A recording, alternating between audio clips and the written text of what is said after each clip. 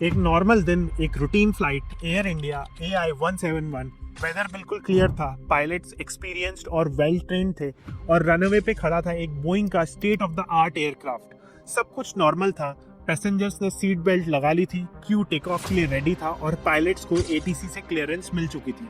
लेकिन जैसे ही flight runway से हवा में उठी, एकदम से सब कुछ गड़बड़ हो गया। कॉकपिट में वार्निंग अलार्म बजने लगी, फ्लैप्स और स्लेट्स का सिस्टम फेल हो गया और कुछ ही सेकंड्स में पायलट्स ने एयरक्राफ्ट का कंट्रोल खो दिया।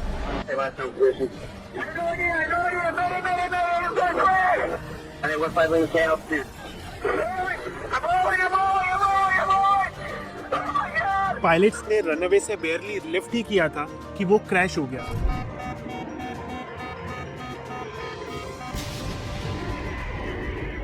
मीडिया ने तुरंत हेडलाइन बना दी, पायलट एरर। पर क्या ये इतना सिंपल है? क्या एक ट्रेन्ड पायलट एक रूटीन सिचुएशन में इतनी बड़ी गलती कर सकता है? या ये बोइंग के फॉल्टी एयरक्राफ्ट्स की गलती है?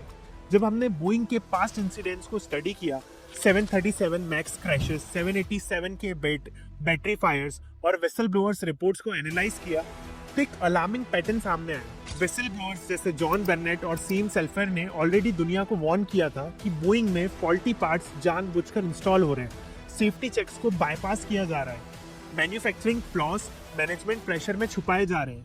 और हर बार जब ऐसे क्रैशेस होते हैं तो ब्लेम डायरेक्ट पायलट्स पर डाल दिया जाता है, क्योंकि एक डिसीज्ड पायलट का कोई डिफेंस पॉसिबल नहीं होता। और इंश्योरेंस कंपनीज भी ह्यूमन एरर लिखने से क्लेम सेटलमेंट फास्ट कर देती है। इसलिए आज का सवाल है, क्या ये फ्लाइट क्रैश बस एक ट्रेजिक एक्सीडेंट है या एक बड़े सिस्टमेटिक इशू की वार्निंग साइन है? हम यहाँ किसी को डायरेक्टली ब्लेम नहीं कर रहे, हम बस डॉट्स कनेक्ट कर रहे हैं और फैक्ट्स सामने रख रहे हैं। और आज इस वीडियो में मैं आपके सामने 3 ऐसी थ्योरीज रखने वाला हूँ जो कहीं ना कहीं इसे क्लियर करेगी कि ये सिस्टम फेल्यूर है या फिर पायलट एरर या फिर मीडिया आपसे असली चीज छुपा रही है। फ्लाइट थी एक बोइंग 787 ड्रीमलाइनर, 11 साल पुराना प्लेन जिसके पास ऑलरेडी 41,000 फ्लाइट आवर्स का वास्ट एक्सपीरियंस था, जिसको 2 एक्सपीरियंस पायलट्स उड़ा रहे थे। Senior pilot Sumeet Sabharwal, age 56 with 8200 flight hours of experience and copilot Clive Kunder with 1100 flight hours of experience. Plane take off हुआ अहमदाबाद से, लेकिन सिर्फ 30 सेकंड के अंदर ही फ्लाइट ने मुश्किल से 625 की हाइट अचीव ही की थी और उसके तुरंत बाद एक स्टेप नोज डाइव में सीधा नीचे क्रैश कर गया। ये एयरक्राफ्ट सीधे एक हॉस्टल बिल्डिंग से टकरा गया और क्रैश हो गया। प्लेन में टोटल 241 लोग थे और ग्राउंड पर भी 38 लोगों की जान चली गई और ये एविएशन इंडस्ट्री का सबसे डेडली एक्सीडेंट बन गया और इंडिया का भी। अब यहाँ इन्वेस्टिगेशन के लिए सबसे क्रूशियल एलिमेंट सामने आता है, ब्लैक बॉक्स। ये ब्लैक बॉक्स वही होता है जो पूरी फ्लाइट का टेक्निकल प्लस वॉइस का डेटा को रिकॉर्ड करता है और एक्सट्रीम कंडीशंस जैसे फायर में भी जलता नहीं है। और इस ब्लैक बॉक्स में 2 रिकॉर्डर्स होते हैं। First FDR flight data recorder, ये device engine, thrust, flap settings, gear positions, speed जैसे टेक्निकल डिटेल्स को रिकॉर्ड करता है और ये बताता है कि प्लेन ने सही तरीके से लिफ्ट किया था या नहीं। और सेकंड आता है CVR कॉकपिट वॉइस रिकॉर्डर। ये रिकॉर्डर पायलट्स और को पायलट्स के बीच होने वाली आखिरी कॉन्वर्सेशंस को कैप्चर करता है।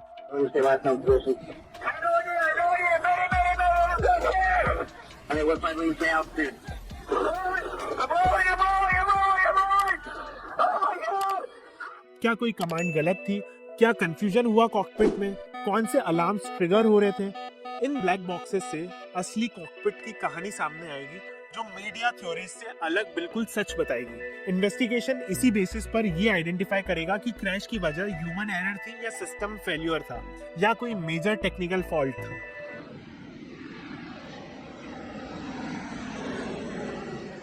अब आप समझिए, हैवी प्लेन टेक ऑफ के बाद 30 सेकंड्स में ही गिर गया। ये सिर्फ पायलट की गलती नहीं हो सकती। प्लेन को हवा में उठाने के लिए विंग्स को लिफ्ट जनरेट करनी पड़ती है। इसके लिए फ्लैप्स और स्लेट्स का यूज होता है जो विंग्स को कर्व करते हैं। अगर फ्लैप्स नहीं डिप्लॉय हुए तो विंग्स कर्व नहीं करेंगे और प्लेन लिफ्ट नहीं ले पाएगा।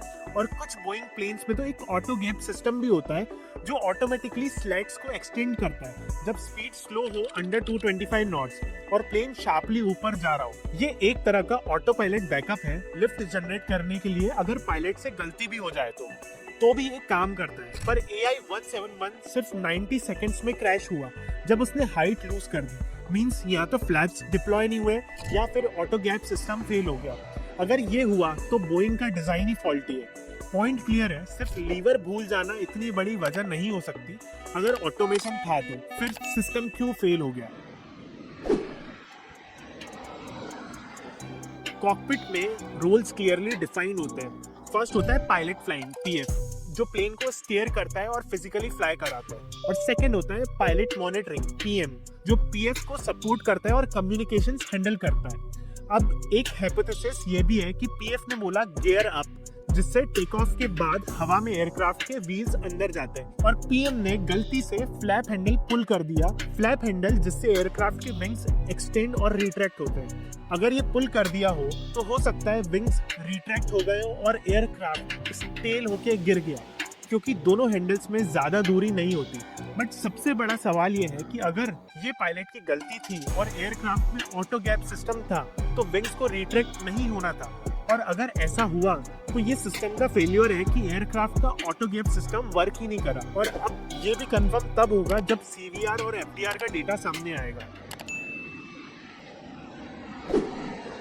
अगर आपने इस प्लेन क्रैश की वीडियो को ध्यान से देखा हो तो नोटिस किया होगा कि रैम एयर टरबाइन डिप्लॉय हुआ है, और ये रैट डिप्लॉय तब होता है जब एयरक्राफ्ट के दोनों इंजन फेल हो जाते हैं, और एक एयरक्राफ्ट में 2 इंजन होते हैं। पायलट्स को सिंगल इंजन फेलियर की ट्रेनिंग भी दी जाती है ताकि वो एयरक्राफ्ट को इजीली संभाल ले, लेकिन ड्यूअल इंजन फेलियर की कंडीशंस बिल्कुल एक्सट्रीमली रेयर होती है, जिसकी ट्रेनिंग इवन पायलट्स को भी नहीं दी जाती।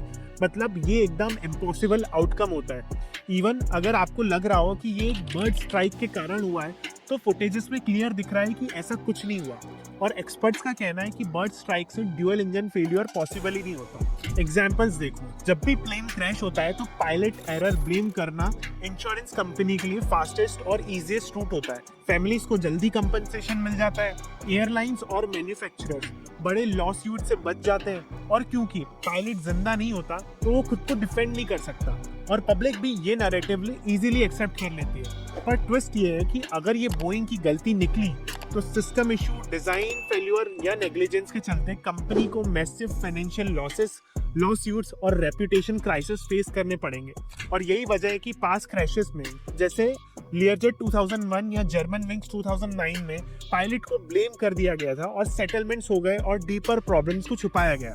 और मैं आपको कुछ रियल एग्जांपल्स भी देता हूँ। First 2022 North Carolina crash, pilots PC-12 Atlantic में क्रैश हुआ था, 8 की मौत हुई। फैमिलीज ने पायलट नेग्लिजेंस और कम्युनिकेशन को ब्लेम किया। फिर केस कोर्ट के बाहर $15 मिलियन में सेटल हुआ और पायलट स्टेट ने सेटलमेंट किया। कंपनीज बिगर क्लेम से बचे। सेकेंड 2001 लियरजेट क्रैश, कोलोराडो, जो लियरजेट माउंटेन्स एरिया में क्रैश हुआ, दोनों पायलट्स की मौत हुई। लॉ सूट्स में पायलट को सेफ अल्टीट्यूड के नीचे आने पर ब्लेम किया गया और $11.7 मिलियन का सेटलमेंट हुआ। थर्ड 2009 जर्मन विंग्स फ्लाइट 9525, को पायलट ने जानबूझकर प्लेन क्रैश किया, 259 लोगों की मौत हुई और लुफ्तांजा ने $300 मिलियन कंपनसेशन रिजर्व किया क्योंकि पायलट ब्लेम क्लियर था और इंश्योरेंस पे आउट फास्ट हो गया। AI 171 के लिए ये क्यों इम्पोर्टेंट है? क्योंकि इन्वेस्टिगेशन में पायलट एरर कंक्लूड होने से फैमिली को क्विक कंपनसेशन मिलेगा, कॉर्पोरेशंस और मैन्युफैक्चरर्स की लायबिलिटी कम हो जाएगी, डेड पायलट खुद को डिफेंड नहीं कर पाएंगे और पब्लिक नैरेटिव जल्दी और स्ट्रांगली कंट्रोल हो जाएगा। ब्रह्मांड का सबसे आसान निशाना होता है पायलट की मिस्टेक। कंपनी को हैवी हिट नहीं लगता, पर अगर डिजाइन फॉल्ट या सिस्टम फेलियर निकला तो उसका बर्डन कौन उठाता है? ये कॉन्स्पिरेसी नहीं, इंश्योरेंस का मैथमेटिक्स है। इवन 2024 में बोइंग के क्वालिटी मैनेजर जॉन बर्नेट ने भी पब्लिकली डिक्लेयर किया था कि Boeing faulty parts, metal shavings और oxygen mask defects knowingly install कर रहा है। और FAA की 2017 की रिपोर्ट ने भी कंफर्म किया कि 53 नॉन कंफर्मिंग पार्ट्स यूज हुए। साथ में FAA को ये भी बताया कि 25% ऑक्सीजन सिस्टम क्रैश के वक्त काम नहीं करते, फॉल्टी पार्ट्स डेलिबरेटली इंस्टॉल किए जा रहे हैं, FAA स्टैंडर्ड्स वायलेट करके। मैनेजमेंट को अलर्ट किया, रिपोर्ट्स इग्नोर की गई। लेटर 2024 में उनकी डेथ होटल रूम में गनशॉट वुंड से हुई और उसको ऑफिशियली सुसाइड दिखाया गया। बर्नेट का एक क्लियर मैसेज था, that's not how you build an airplane. और आप ये सुनिए, उनकी टीम के लोग खुद बोल रहे हैं, Did you fly one? Oh, no. You won't fly one. Did you fly one of these planes? No, I would fly one of these planes. You wouldn't? Why wouldn't you? Huh? Why wouldn't you? Because I see quality in this. destroyed aircraft. Even इन्हीं सभी cases को देखते हुए FAA ने Boeing के कुछ planes की delivery slow down की है, but not stopped completely and Boeing is under scrutiny. 2025 में बोइंग पर $1.1 बिलियन का फाइन लगा, लेकिन बोइंग के स्टॉक सिर्फ 5% डिप हुए क्योंकि मार्केट्स ने इसे बिजनेस कॉस्ट समझा, सेफ्टी क्राइसिस नहीं। बट सवाल ये उठता है, क्या सिस्टम में ऐसे फ्लॉज हैं जो सच को दबा देते हैं, या फिर safety compromise cost cutting model का एक पार्ट है, या फिर ये सब कुछ लोगों की इंडिविजुअल नेग्लिजेंस है। अब एज ए इंडियन हम सबको इस क्रैश और इतनी बड़ी ट्रेजेडी के बाद इन कंपनीज और गवर्नमेंट से ये चीजें डिमांड करनी चाहिए। First, full cockpit voice recordings, सिर्फ पायलट की आखिरी लाइन मे डे या नो पावर नहीं, पूरे कॉकपिट कॉन्वर्सेशंस रिलीज होना चाहिए। Second, full black box transcript, FDR plus CVR, engine performance, flap settings, red trigger, stall warnings, हर सेकंड का डेटा रिवील करना चाहिए ताकि पता चले कि ये सिस्टम ने फेल किया या पायलट ने। 737 मैक्स जैसे केसेस में भी true cost black box data से ही समझ में आया था। ना सिर्फ बोइंग के एयरक्राफ्ट्स का, बल्कि एयर इंडिया जैसे एयरलाइंस के मेंटेनेंस प्रोटोकॉल्स का भी थर्ड पार्टी सेफ्टी ऑडिट होना चाहिए ताकि ऐसे केसेस फ्यूचर में ना हो। AI-171 क्रैश एक वेकअप कॉल है, सिर्फ पायलट्स नहीं, पूरे सिस्टम को रिव्यू करने के लिए। ये कॉन्वर्सेशन आपके लिए है। शेयर करो, कमेंट करो और डिमांड करो ट्रांसपेरेंसी।